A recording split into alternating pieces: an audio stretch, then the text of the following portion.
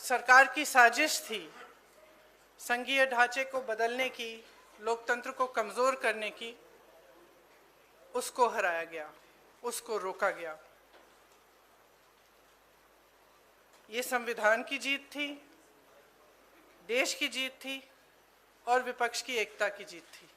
और वो साफ साफ सत्ता पक्ष के नेताओं के चेहरों पर दिख रही थी, आप सबने भी देखा होगा। पूरी साजिश जो रची गई षड्यंत्र की तरह कि किसी न किसी तरह से हमें सत्ता में रहना है, अगर अभी नहीं किया जाएगा तो 2029 तक जो ये करना चाह रहे हैं परसीमन 2011 के जनगणना के आधार पर, वो नहीं खत्म हो पाएगा।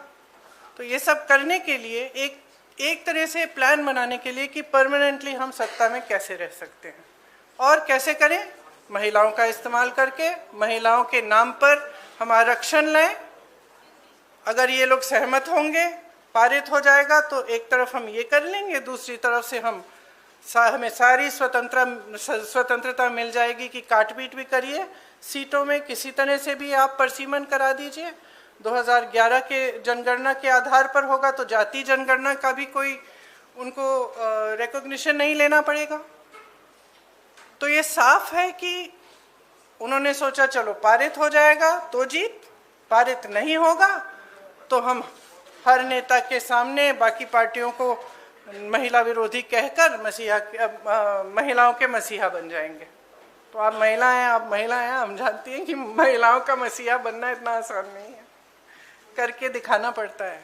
एक इतिहास है, कांग्रेस पार्टी का एक इतिहास है, विपक्षी दलों का एक इतिहास है, भाजपा का इतिहास है महिलाओं के संदर्भ में, और वो इतिहास बहुत स्पष्ट है। आपके खड़े होने से सदन में उसका विपरीत कहने से कोई फर्क नहीं पड़ता। महिलाएं देख रही हैं, उन्नाव को देखा, हाथरस को देखा, ओलंपिक की खिलाड़ियों को देखा, यहीं दिल्ली में सड़क पर बैठी थी, किसने पूछा उनको?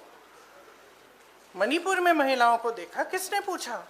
और आज आप संसद में खड़े होकर कह रहे हैं हम मसीहा बनना चाहते हैं महिलाओं के।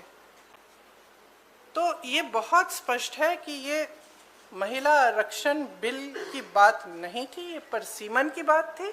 और परसीमन इनको इस आधार पर करना था जिसमें इन्हें जाति के आंकड़े नहीं देखने की ज़रूरत होती और अपनी मनमानी करने की पूरी स्वतंत्रता मिलती। तो ये बिल्कुल मुमकिन ही नहीं था कि विपक्ष उनका साथ दे।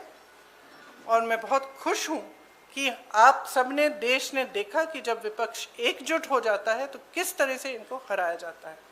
किसी ने मुझे पूछा आते हुए कि ब्लैक डे है, आप ये सरकार कह रहे हैं कि ब्लैक डे है। ब्लैक डे इनके लिए इसलिए है क्योंकि पहली बार इनको धक्का लगा जो लगना चाहिए था। आज की महिलाओं की समस्याएं बहुत ज़्यादा बढ़ रही हैं, संघर्ष बढ़ रहा है। बेवकूफ़ नहीं है महिलाएं, सब कुछ देख रही हैं। वो पीआर, मीडियाबाजी वो अब नहीं चलेगी। कुछ ठोस करना है तो आप 2023 में जो सर्वसहमति से जो विधेयक पास हुआ था, पारित हुआ था, सारे दलों ने उसका समर्थन किया था, उसको लाइए। उसमें अगर कुछ एकाध संशोधन करना है छोटा ताकि वो अभी लागू हो सकता है, करिए और उसको अभी लागू करिए। महिलाओं को हक दीजिए, अभी दीजिए, लेकिन उसको आप घुमाकर और दूसरी चीज़ों के साथ उसको अटैच करके आप गुमराह करने की कोशिश मत करिए। सीधी सी बात है, इसको अभी करिए, हम सब तैयार हैं। अब आप पूछिए। मेरा सवाल आपसे ये है, जब ये बिल गिरा उसके बाद, मेरा सवाल आपसे ये है कि जब ये बिल गिरा उसके बाद लगातार सरकार की तरफ से कहा जा रहा है कि राहुल गांधी ने फ्लोर ऑफ द हाउस में बोला कि बिल पास करना है तो मौजूदा परिस्थिति में 1 सेकंड में आप मौजूदा सीट पर पास कर दीजिए 543 पे। तो क्या विपक्ष उसके लिए तैयार होगा? अभी कि तो जो आपने बोला जो 2023 वाला बिल है, पर अगर मौजूदा सीट 543 है, वही तो है। 2023 का जो विधेयक है उसमें ये था कि इन्हीं सीटों में से आप 33% महिलाओं को देंगे। मैम उसमें लिखा था कि सेंसस के बाद डिलिमिटेशन होगा, उसके बाद हाँ। तय की जाएगी जो भी सीट होंगी उस पे 1/3 मिलेगा। हाँ। तो यानी कि सीटें बढ़ती, पर नहीं, 543 में से ही था। तो उसके लिए आप लोग तैयार हैं? हाँ, बिल्कुल तैयार है। जी प्रियंका जी, दो दिनों तक हमने बहस देखी और अब क्रेडिट उधर से भी क्लेम किया जा रहा है, आप लोग भी दावा कर रहे हैं। नहीं, हम क्रेडिट का दावा नहीं कर रहे हैं। हम आपको इतिहास के बारे में बता रहे हैं। कांग्रेस पार्टी ने 1928 में शुरू की ये बात, और कांग्रेस पार्टी की ही ये बात थी जिस वजह से आज आज़ादी के पहले दिन से महिलाओं को भारत में वोट डालने का मौका मिला और अधिकार मिला। तो मैम सवाल ये था कि बीजेपी और एनडीए पूरे देश में अभियान चलाने जा रही है।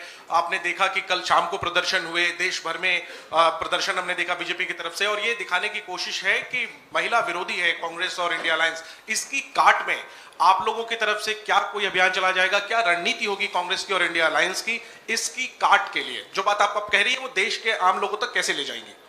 देखिए, जैसे मैंने कहा, देश की जनता जो है उसमें बहुत ही ज़्यादा विवेक है। अगर इनको अभियान करना है पूरे देश भर में, खुलकर करें। लेकिन आज देश उस परिस्थिति में नहीं है जो 12 साल पहले था। और शायद कभी कभी ये होता है कि जब सत्ता बढ़ जाती है, लोग सच्चाई नहीं बताते हैं नेताओं को। तो इस पूरे ये जो पूरा पिछले 2-3 दिनों में हुआ, इससे कुछ हद तक ये भी दिख रहा है कि ये समझ नहीं पा रहे हैं कि आज भारत बदल गया है। भारत की जनता देख रही है, समझ रही है कि मीडियाबाजी, पीआर बाजी, ये बड़े बड़े अभियान, इतना सारा पैसा डाला जाता है इसमें, ये चल नहीं रहा है।